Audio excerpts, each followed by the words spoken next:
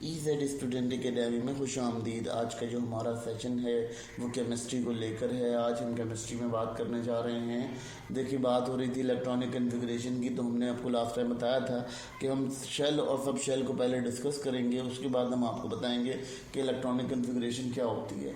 तो हम बात करेंगे जी concept of shell in an atom, यानी कंसेप्ट जो है वो क्या है शेल का।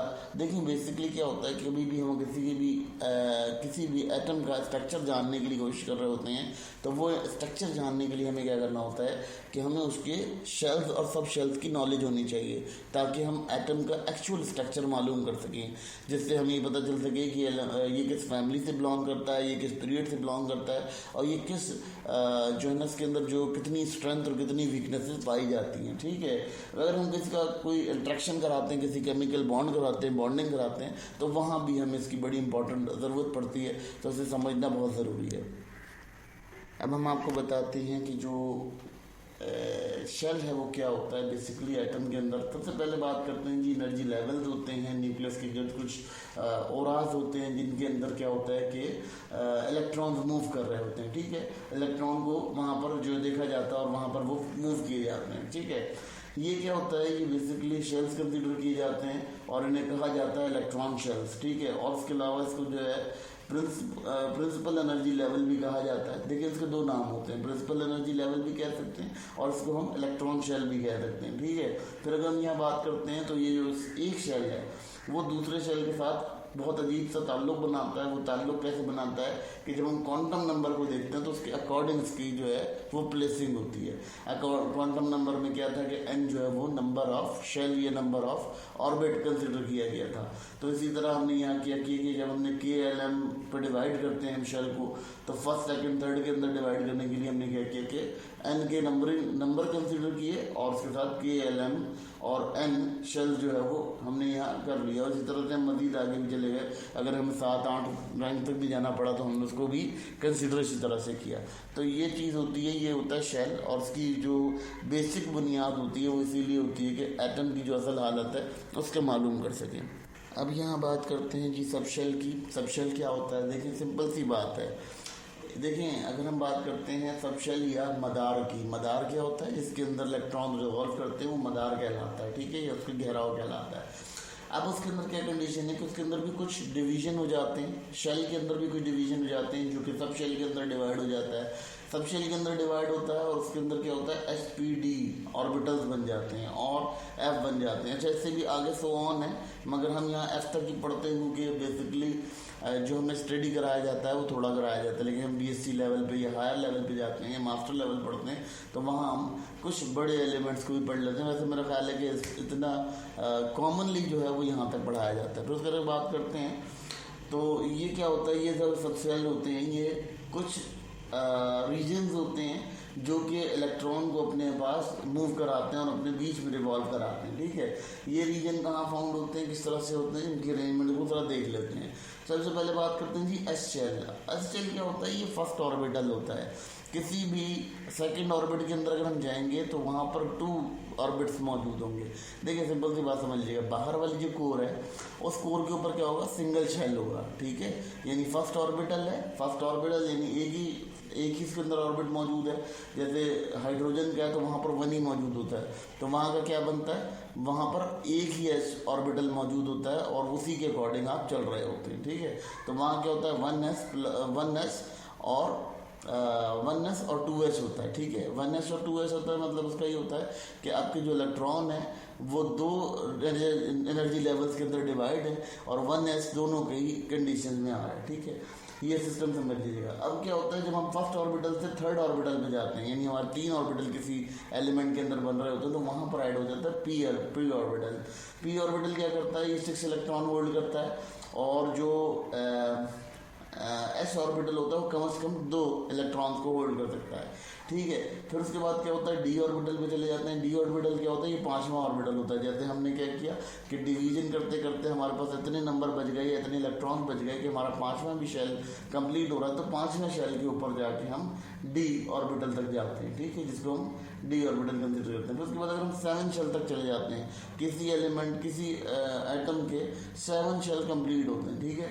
तो उसमें क्या होता है, उसमें ये कंडीशन होती है कि हम 7 शेल में जब जाते हैं तो वो करता है 14 इलेक्ट्रॉन्स को होल्ड, और जो डी ऑर्बिटल है वो 10 इलेक्ट्रॉन्स को होल्ड कर सकता है, यानी इसके अंदर एनर्जी ज़्यादा होती है, वो हाई एनर्जाइज होता है, जिसकी वजह से क्या होता है कि आपका जो स्ट्रक्चर है वो बहुत अच्छे से वाज़ेह हो जाता है, क्लियर हो जाता है। बेसिकली अगर आप लोगों ने कभी पीरियोडिक टेबल को पढ़ाओ तो वहाँ पे भी एस ब्लॉक ऑफ एलिमेंट होते हैं, डी ब्लॉक ऑफ एलिमेंट होते हैं, पी ब्लॉक ऑफ एलिमेंट होते हैं। ये एलिमेंट इसीलिए होते हैं कि आपको पता चल जाता है कि किस ग्रुप और किस पीरियड के अंदर से ये एलिमेंट बिलोंग करता है।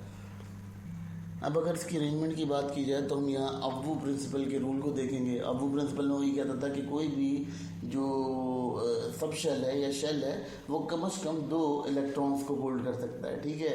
तो अगर हम यहाँ बात करते हैं तो इसकी जो अरेंजमेंट है वो अब्बू प्रिंसिपल की तरह होती है। किस तरह से हमारा एनर्जी लेवल इंक्रीज होता है, इसी तरह से हमारे नंबरिंग होती है, न्यूमेरिक इंक्रीज होता है।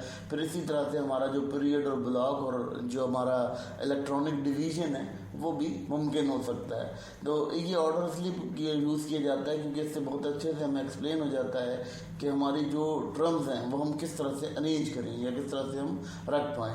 देखिए ऑर्डर ऑफ फिलिंग जो है शेल की वो बहुत इंपॉर्टेंट होती है, क्योंकि जब आप ऑर्डर ऑफ फिलिंग बिल्कुल प्रॉपर करते हैं तो ऑलमोस्ट आपके लिए क्या होता है, आपके लिए बहुत सारी वेव्स निकाल देता है या बहुत सारी जैसे कहते हैं कि रिजल्टिंग चीज़ों को बुनियाद बनाता है। यहाँ अगर हम बात करते हैं तो अब वो प्रिंसिपल की बात यही हो रही है कि वो सिंगल ऑर्बिट जो है वो 2 इलेक्ट्रॉन्स को सपोर्ट करता है। तो यहाँ ये देखा जाता है कि 4s ऑर्बिटल को हमने जब देखा कि D3D से आगे 4 क्यों आया, तो उसकी वजह ये हुई कि जो कंप्लीट लेवल था वो किससे कंप्लीट हो रहा था, वो s ऑर्बिटल से हो रहा था। तो वहाँ हमने 2 ऑर्बिटल उसको पकड़ा है, ठीक है। फिर उसके बाद क्या हुआ, वेरी नेक्स्ट जो इलेक्ट्रॉन्स बच गए हमारे पास, हमने उसको जो है वो s ऑर्बिटल की तरफ मूव कराया या d ऑर्बिटल की तरफ मूव कराया।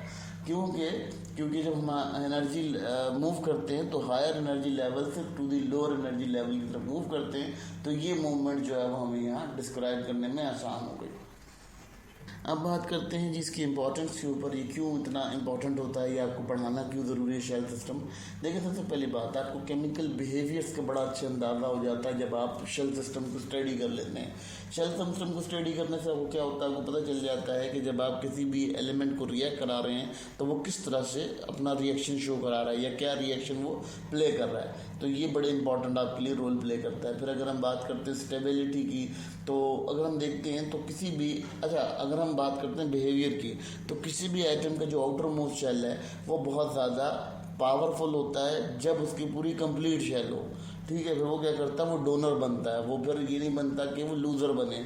बाद दफ़ा ऐसा होता है कि लूज़र बनते वो लूज़र बनता है, ठीक है, यानी डोनर बनता है, अपना एक इलेक्ट्रॉन लूज़ करता है और किसी को वो लोन देता है, ठीक है। तो लोनर जो है वो अपना उसका जो इलेक्ट्रॉन उसको लोन लेकर अपना एक पेयर कंप्लीट करता है, ठीक है। बिल्कुल इसी तरह से कंडीशंस होती हैं। तो ये रिएक्शन समझने के लिए हमें जो है वो ये समझा जाता है, ये रिएक्शंस को समझने के लिए हमें ये समझा जाता है कि ये जो नेचर है केमिकल्स की वो बड़े अच्छे से नज़र आ जाती है। फिर अगर हम बात करते हैं स्टेबिलिटी की, स्टेबिलिटी क्या होता है, किसी भी एटम को मोस्ट स्टेबल वे में देखना हो तो हम उसके शेल्स से अंदाज़ा लगाते हैं कितना स्टेबल है। जितने उसके शेल्स फिल होंगे, जितने उसके शेल्स में इंक्रीजमेंट होगी वो उतना स्टेबल होगा। जैसे कि हम नोबल गैसेस की बात करें तो हम उन्हें इनर्ट गैस इसीलिए कहते हैं क्योंकि उनके जो शेल्स हैं वो बहुत ज़्यादा हाईली फुल्ड होते हैं और बहुत ज़्यादा उनका स्ट्रॉन्गर बॉन्ड बन सकता है किसी भी एलिमेंट के साथ, ठीक है। फिर हम बात करते हैं जी पीरियोडिक टेबल की अरेंजमेंट। अगर पीरियोडिक टेबल की अरेंजमेंट की बात करते हैं तो ये बहुत इंपॉर्टेंट किरदार अदा करता है, क्योंकि जो पीरियोडिक टेबल के अंदर अरेंजमेंट्स हैं एलिमेंट की और उसकी जो डिवीज़न है वो डिवीज़न भी बहुत ज़्यादा अहम किरदार अदा करती है, रोल प्ले करती है आपका एटॉमिक शेल्स के ऊपर, क्योंकि आपका जो शेल्स है वो डिस्क्राइब करता है कि किस फैमिली से बिलोंग करता है, किस ग्रुप से बिलोंग करता है, किस एरा से बिलोंग करता है। ये तमाम चीज़ें जो हैं वो डायग्नोज की जाती हैं उसी के अकॉर्डिंग, इसीलिए हम इसको यहाँ पढ़ते हैं और ये बहुत इंपॉर्टेंट होता है शेल सिस्टम। आपको समझना भी इंतहाई ज़रूरी है शेल सिस्टम, क्योंकि इससे आप लोगों की एक्नॉलेजमेंट में इजाफा होता है। अब यहाँ बात करते हैं ऑक्सीजन के एग्जाम्पल के ऊपर। ऑक्सीजन के एग्जाम्पल की बात करते हैं तो देखिए आउटर मोस्ट शेल जो होता है ऑक्सीजन का, उसके अंदर 2 शेल्स होते हैं। बेसिकली इसका इलेक्ट्रॉनिक नंबर 8 बनता है, यानी इसका जो मास नंबर है वो 8 बनता है, ठीक है। अच्छा, एटॉमिक नंबर नहीं बनता, ये मास नंबर बनता है। एटॉमिक नंबर 16 है और उसका मास नंबर जो है वो 18 है। तो मास नंबर में क्या होता है कि वहाँ हम ये देखते हैं कि 8 है। अब वो 8 की वजह से क्या होता है कि जो पहला जो ऑर्बिटल है वो 6 ऑर्बिटल से अपने आप को कंप्लीट करता है, और फिर जो सेकंड उसका ऑर्बिटल है, यानी टॉप मोस्ट ऑर्बिटल, जैसे फर्स्ट ऑर्बिटल कह रहे हैं, वो टॉप मोस्ट ऑर्बिटल होता है। वो क्या होता है, वो उसमें 2 इलेक्ट्रॉन्स होते हैं।